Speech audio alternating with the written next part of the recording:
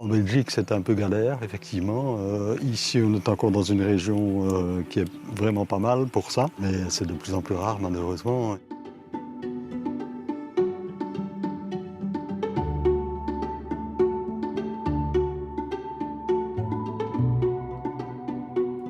Au début des années 2000, j'avais un télescope chez moi. Donc j'ai toujours été passionné par le ciel. Après cette période-là, j'ai commencé à faire de la photo d'oiseaux et donc les photos de nuit et les photos tout le matin avec les oiseaux, ça n'allait pas. Donc j'ai un peu laissé tomber l'astrophoto. J'ai fait pendant près de 20 ans, j'ai fait de la photo naturaliste. Et j'ai fait un bouquin sur le lac de Bambois, j'ai fait un bouquin sur la région ici que j'ai appelé Au clair de l'eau noire. Et puis, en faisant Au clair de l'eau noire, pour illustrer toutes les légendes qui tournent autour de la rivière, j'ai été amené à faire des photos de nuit pour avoir des ambiances un peu particulières et raconter les histoires qui tournent autour de la rivière. Et donc, le fait de recommencer à faire des photos de nuit, ça m'a donné envie de me retourner vers le ciel. Il y a quand même un matériel relativement conséquent à utiliser. Et notamment, moi je le fais avec du matériel photo traditionnel. En fait, j'aime bien le dire parce que les gens s'imaginent toujours qu'il faut un matériel tout à fait particulier. Pas nécessairement. Le matériel de photo traditionnel peut très bien suffire. La seule chose qu'il faut, évidemment, c'est ce qu'on appelle une monture équatoriale. Donc c'est ceci qui va compenser la rotation de la Terre. Pour faire des nébuleuses ou des galaxies, il faut des temps de pause très longs. Et forcément, si on n'a pas une monture qui suit la rotation de la Terre, on n'a plus des étoiles ponctuelles, mais des étoiles qui filent. L'éclairage ambiant influe très vite sur la qualité du ciel, et donc il faut essayer de s'isoler au maximum de la pollution lumineuse.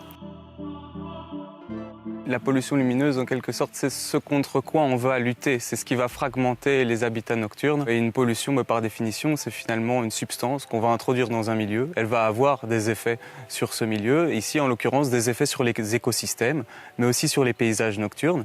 Et donc, si on atteint les paysages nocturnes, on atteint en quelque sorte la culture, le rapport qu'on a à la nuit.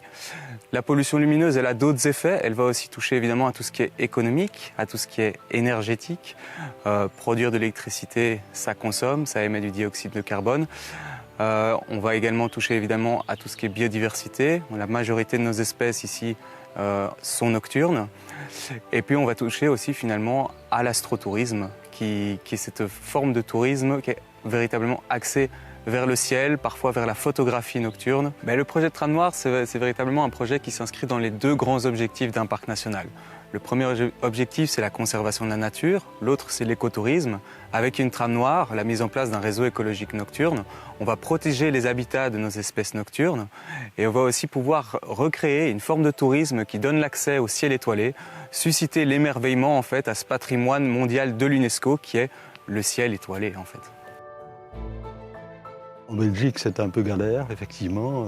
Ici, on est encore dans une région qui est vraiment pas mal pour ça. Mais c'est de plus en plus rare, malheureusement.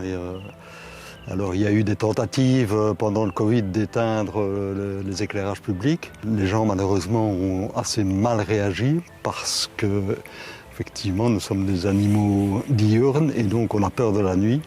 Et je pense qu'il faut une éducation à la nuit, effectivement, pour que les gens apprennent à relever les yeux au ciel et regarder le spectacle. C'est énormément de sérénité quand on est la nuit, seul, dans un endroit où il n'y a pas de bruit, sauf les bruits qu'on doit entendre. Les animaux nocturnes, ça on les entend. Oui, c'est la sérénité. Et puis essayer de comprendre ce qu'on a au-dessus de nous. Il y a des scientifiques qui cherchent depuis des millénaires. Et voilà, donc c'est passionnant.